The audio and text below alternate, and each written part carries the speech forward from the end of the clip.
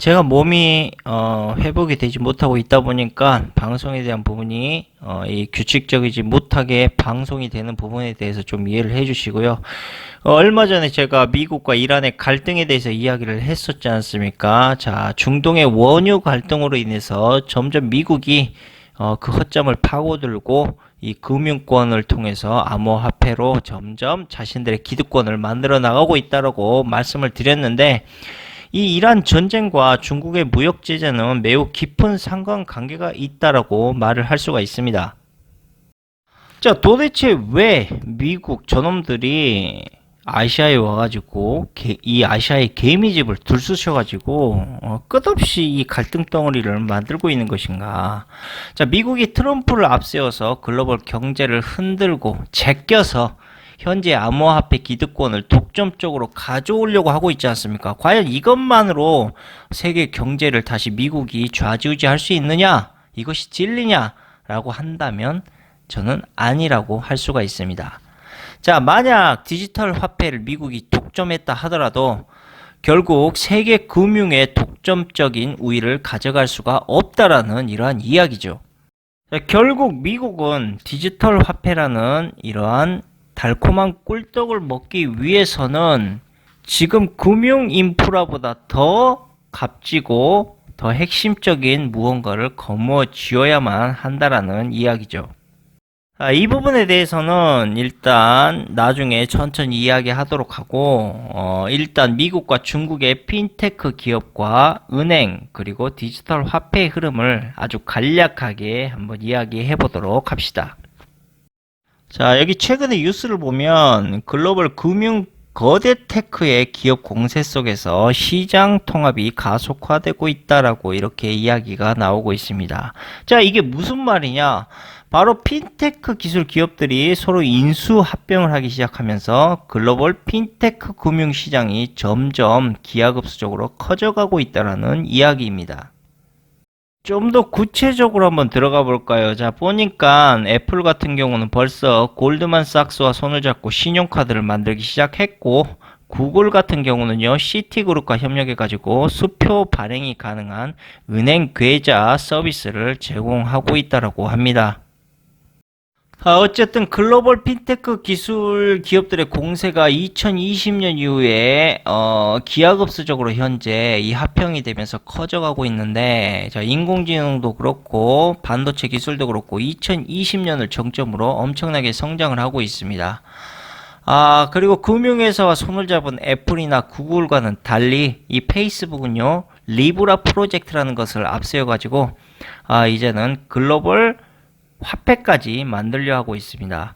제가 예전부터 말씀드렸지 않습니까? 글로벌 화폐라는 것, 즉 기축통화를 말하는 거고, 이것을 페이스북이 구현해 나갈 것이다 라고 꾸준히 말씀드렸는데, 페이스북이 포기하지 않고 이 부분을 점점 구체화시키고 있었네요. 자, 결국 핀테크 기업이 서로 합병하고 거대해져 간다라는 것은 바로 그 뒤에 은행이 있기 때문입니다. 그러니까 핀테크 기업이 결제나 대출, 보험 같은 금융 서비스를 제공하게 되면 나머지의 신뢰성, 금융의 신뢰성은 바로 이 은행이 구축한다라는 그런 아름다운 이야기죠. 이 말의 뜻은 이제 핀테크 기업과 은행이 서로 제휴를 해서 사람들에게 새로운 화폐에 대한 서비스를 구체적이면서도 신뢰성 있는 그러한 새로운 금융 시스템으로 만들겠다라는 그러한 의지가 담겨 있다라는 것이죠. 자, 그런데 문제는 바로 미국이 이 디지털 기축통화화폐를 만드는 이 과정에서 발생을 하게 됩니다. 미국과 영국에서 구글과 애플, 페이스북 같은 이런 소셜 핀테크 기업과 글로벌 은행의 이 상성 결합을 통해서 새로운 자본주의적 기축 디지털 화폐를 아주 천천히 마음 편하게 준비하고 있었는데, 갑자기 중국이 튀어나와서 정면 충돌하게 된 것입니다. 자, 이게 무슨 소리냐면 중국도 과거부터 꾸준히 자신들의 위안화를 기축통화하려고 계속 준비 중이었죠. 그래서 금도 열심히 사모으고 있지 않습니까? 자신들의 통화의 신뢰성을 높이기 위해서. 자, 이러한 행위들이 미국의 일단 눈꼴을 일단 시렵게 만들었다는 이야기입니다. 자, 이 뉴스만 보더라도 노골적으로 나옵니다. 자, 중국 텐센트가 디지털 화폐 연구팀을 띄운다라는 이런 뉴스죠. 자, 좀 더 자세히 이야기해보자면, 모바일 결제 서비스인 위챗페이 등을 제공하는 텐센트가 바로 암호화폐 활용 사례를 검토하기 위해서 전담 연구팀을 결성하기로 했다라는 이러한 소식이죠. 이 텐센트의 연구팀을 주도적으로 이 결성을 했던 곳이 바로 중국의 중앙은행인 인민은행이었습니다. 그리고 인민은행은요, 현재도 이 디지털 위안화 발행을 준비 중에 있고요. 그리고 그 핵심적인 파트너가 바로 텐센트입니다. 이 텐센트가 그러니까 중국 정부가 진행하고 있는 디지털 화폐 발행의 파일럿 프로젝트를 개발하고 있다라고 볼 수가 있는데, 자, 이 입장에 대해서 물어봤더니 텐센트는 부인하지도 않고 그렇다고 추가 정보를 내놓지도 않고 있는 상황이라고 합니다. 추가적으로 말씀드리자면 이 텐센트는요, 중국 정부가 현재 진행하고 있는 디지털 화폐 발행뿐 아니라 블록체인 기술, 중국 정부의 블록체인 기술에도 적극적인 투자와 참여를 꾸준히 해온 업체입니다. 그리고 중국 정부에서 운영하고 있는 인터넷 은행인 위뱅크 역시 물론이고요. 중국 정부가 추가적으로 구축하고 있는 블록체인 네트워크의 첫 기술 인프라 공급 업체도 바로 텐센트로 선정되었다는 겁니다. 그리고 2019년 11월 초에는 텐센트가 홍콩 증권선물위원회로부터 허가를 받아가지고 이제 블록체인 기반의 인터넷 은행까지도 설립하겠다라는 계획도 공개하기도 했습니다. 현재 텐센트의 위챗페이는요, 모바일 중국 결제 시장에서 약 40%가 넘는 점유율을 보이고 있는데, 문제는 중국밖에는 위챗페이가 별로 사용되지 않고 있다는 점이었습니다. 자, 과거에는 페이스북이 주도하고 있는 스테이블 코인 기반의 리브라가 위챗페이를 위협할 수도 있고요. 중국 정부 역시도 페이스북의 리브라가 디지털 위안 프로젝트에 대안이 되는 것을 매우 우려하고 있었다라고 하는데, 최근에 그 형세가 뒤바뀌고 있다는 점이 매우 흥미롭습니다. 자, 그뿐 아니라 이 중국이 블록체인, 자신들의 블록체인을 더욱더 강화하기 시작하면서, 자, 중국 위안화 기반 디지털 화폐를 기축통화 시스템으로 바꾸려고 현재 계속적으로 추진하고 있고요. 중국의 강력한 블록체인이라는 기술을 이제 가지고 전 세계 금융 질서, 그리고 더 나아가 글로벌 파워게임의 판을 본격적으로 흔들어 보려고 하는 시도가 여기저기서 현재 감지되고 있다라는 겁니다. 자, 그렇다면 미국과 중국이 이 글로벌 통합 디지털 화폐에 대한 이런 기득권을 가지기 위한, 선점하기 위한 상황으로 한번 중국에 일어나고 있는 모든 사건을 이야기해 봅시다. 자, 이 관점에서요. 자, 중국의 백도 사건, 미중 무역 전쟁, 반도체, 지식재산권 침해. 자, 미국이 중국을 압박하는 이유에 대한 부분이 명백히 드러나는 상황입니다. 즉, 금융의 독점, 이 부분이 상당 부분을 많이 차지한다라는 것이고요. 자, 하지만 단순하게 금융의 패권을 먼저 선점하기 위해서 중국의 경제적, 정치적 압박을 미국이 건 것은 절대 아닙니다. 아까도 말씀드렸지만 금융의 장악력보다 그보다 더 먼저 선점해야 할 아주 중요한 것이 남아 있었기 때문입니다. 과연 그게 뭘까요? 참고로 한국도 한국은행이 현재 디지털 화폐를 검토 중에 있죠. 이거 뭐 다 수순대로 가는 겁니다. 아직도 비트코인이 우연으로 출현했을 것이다. 뭐 사토신가, 뭔 개토신가, 그 인간이 아직도 뭐 이 비트코인을 만들었다고 생각하는 사람 아직도 없죠, 이제. 그런 인간 없어요, 여러분들. 3살 먹은 어린이도 이제 아는 겁니다. 중국이 이렇게 급속하게 성장해가는 과정에서 특히 디지털 금융화폐, 기축화폐에 대한 부분을 매우 민감하게 현재 추진하면서 움직이다 보니까 결국 미국이 중국의 블록체인 관련 인프라의 움직임을 예의주시 안 할 수가 없죠. 그래서 중국의 금융 시스템을 마비시키기 위해서 압박하던 기술이 바로 오지와 인공지능입니다. 이 오지와 인공지능 기술력은요, 중국이 디지털 기축 화폐를 만들기 위해서 가장 필요한 핵심 디지털 기술 중에 하나라는 거죠. 그리고 중국의 금융산업과 블록체인 산업을 압박하기 위해서 바로 한국에 사드를 배치한 겁니다. 북한이라는 명분을 내세워서 빈 껍데기 명분을 내세워서 말이죠. 그리고 또 뭐 있습니까? 그와 동시에 미중 무역 전쟁을 장기적으로 고착화시키기 시작했죠. 그리고 미국과 중국 양국이 무역 전쟁의 주도권을 차지하려는 이러한 힘겨루기 속에서 가장 그럴싸한 명분으로 내세운 것이 바로 지식재산권이었던 겁니다.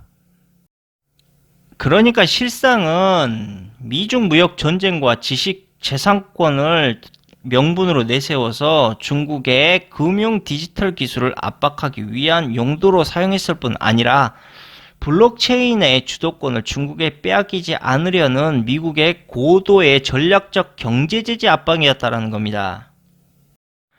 그러니까 언론이나 뉴스에서 주구장창 이야기하고 있는 트럼프가 뭐 미국의 경제부흥을 위해서 중국을 압박하고 있는 것이다라는 이런 개소리는 이제 더 이상 들을 필요가 없습니다, 여러분들. 왜 이런 말도 안 되는 개소리를 짓거리고 있는 건지 난 이해할 수가 없어요. 그리고 반대로 중국 같은 입장은 블록체인 기술 패권을 확보하는 게 유일하게 미국과의 이런 장기적인 경제 전쟁을 승리할 수 있는 가장 중요한 카드라고 생각하고 있고요. 다 아시다시피 미국 같은 경우는요, 지금까지 자신들의 기축통화인 달러를 내세워가지고 글로벌 패권을 계속적으로 유지해 왔습니다. 그래서 이 기술과 화폐, 이 두 가지의 영역에서 모두 강력한 영향력을 가질 수 있는 바로 기술이 블록체인 기술입니다. 이거 당연히 중국에서는 미국한테 뺏길 수 없는 매우 큰 의미를 가질 수 있는 기술일 수밖에 없어요. 자, 그러니까 지금 언론이나 제가 말씀드렸던 금융과 블록체인 이야기는요, 그냥 표면상 드러난 이유라는 거죠.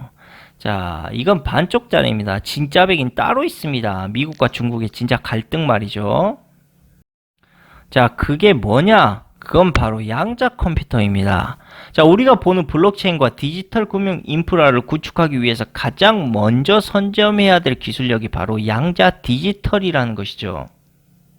이 양자 디지털의 기술력이 받쳐주지를 못한다면요, 언론에서 이야기하고 있는 블록체인과 디지털 금융 인프라는 그냥 뜬구름과 다를 바가 없습니다.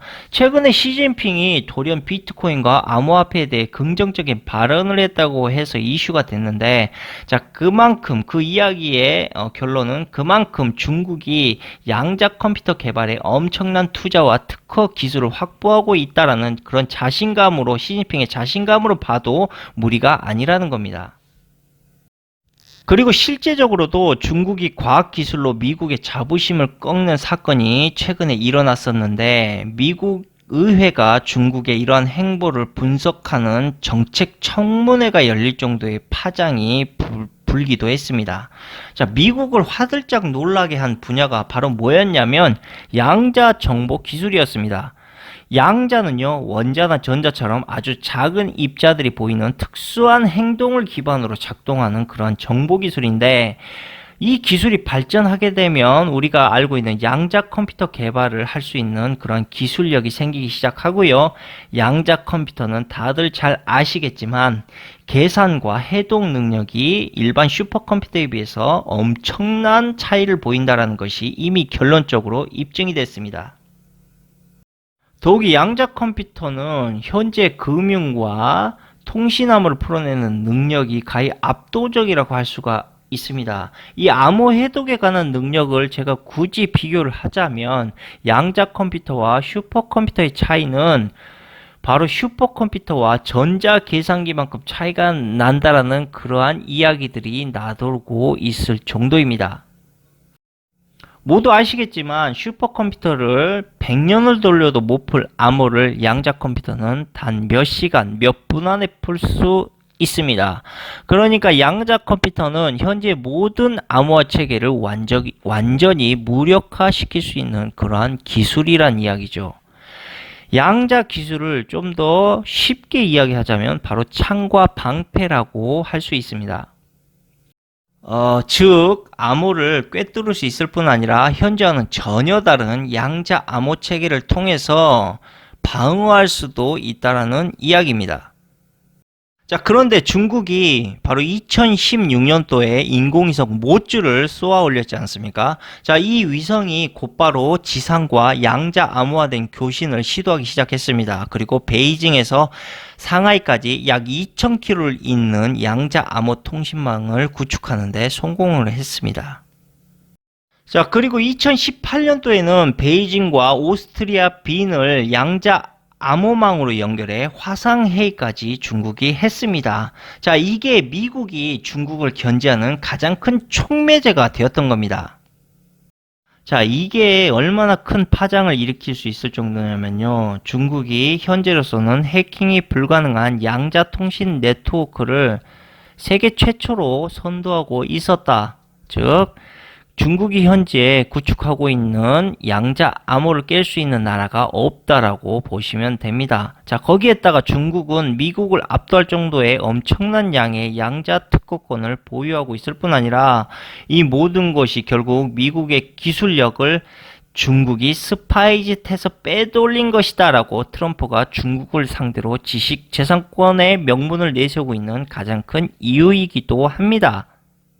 자, 미국이 중국을 경제적으로 압박하는 배경이 이렇습니다. 다 양자 컴퓨터, 양자 암호화 통신망 때문에 이런 상황이 생기고 있는 거예요. 그리고 미국은 안타깝게도 현재 양자 컴퓨터도, 양자 암호 기술도 뚜렷하게 없는 상황입니다.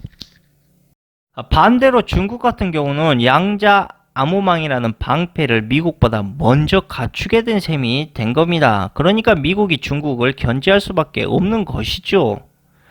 참고적으로 미국이 화웨이를 제재하는 이유도 언론에서는 주구장창 백도어 사태 때문이다라고 이야기를 하고 있는데 원인은 그게 아닙니다. 바로 화웨이가 양자 컴퓨팅 투자를 시작했기 때문입니다.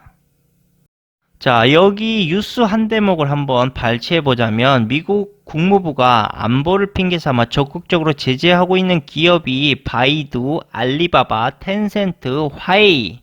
자, 이렇게 제재를 적극적으로 하고 있습니다. 자, 이들 기업의 공통점이 뭔지 아십니까? 자, 첫 번째로 알리바바. 이 알리바바 같은 경우는요, 중국에서 가장 발빠르게 양자 컴퓨터 개발을 추진하고 있는 그룹이고요. 바이두 같은 경우는요, 최근 검색 엔진 의존도를 줄이고 핀테크와 인공지능 관련 사업에 올인하고 있습니다. 화웨이 같은 경우는요, 알리바바의 뒤를 잇는 양자 기술력을 보유하고 있죠.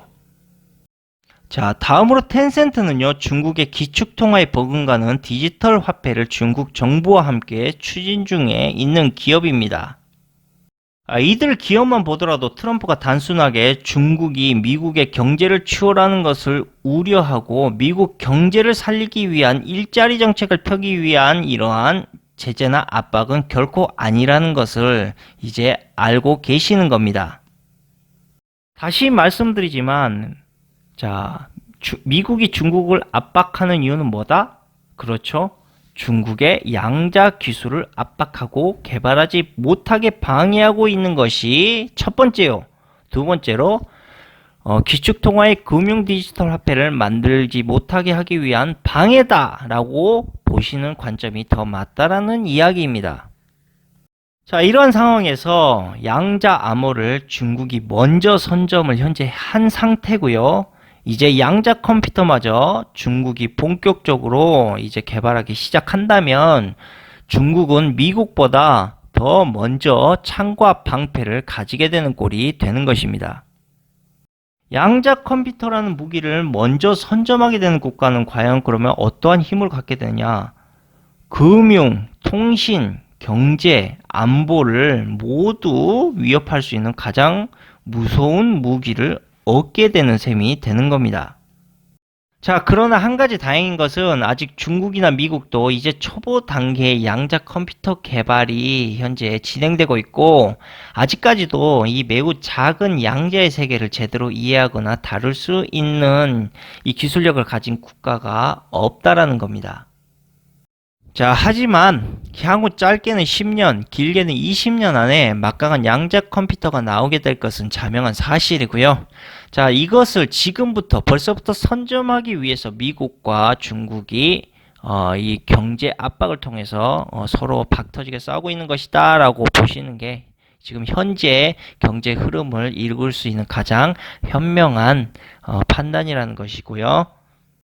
이러한 흐름을 뒤처질세라 유럽도 발빠르게 움직이고 있습니다. 유럽연합에서 양자기술 진흥 계획을 이미 세웠고요. 자, 10년간 총 10억 유로, 우리나라 돈으로 1조 3천억 원을 투자하겠다라는 양자기술 플래그십 프로그램을 발표했고요. 자, 중국의 양자기술력을 앞서 나가기 위해서 유럽과 일본, 미국이 서로 손을 잡고 양자 기술을 협력하고 있는 그러한 상황이 현재 일어나고 있습니다. 자, 그만큼 미국이 중국을 견제할 수밖에 없는 상황이 현재 오고 있다라는 거죠. 중국 같은 경우는 알리바바와 화웨이가 중국의 양자 컴퓨터 개발을 위해서 서로가 활발하게 교류 중에 있고요. 현재로서는 중국이 양자 암호 통신 연구에서 일본과 미국, 유럽을 앞서 나가고 있는 실정입니다. 그러니까 마지막으로 요약해서 제가 간략하게 말씀드리자면 트럼프 대통령이 중국과 이란을 압박하는 이유는 바로 새로운 화폐 전쟁에서 승리하기 위한 하나의 퍼포먼스였다라고 보시는 게 맞고요. 새로운 화폐를 독점하기 위해서는 암호화폐 선점보다 시급하지는 않지만 그보다 훨씬 더 중요한 양자 기술을 선점해 나가는 것이 결국은 모든 것을 얻게 되는 것입니다.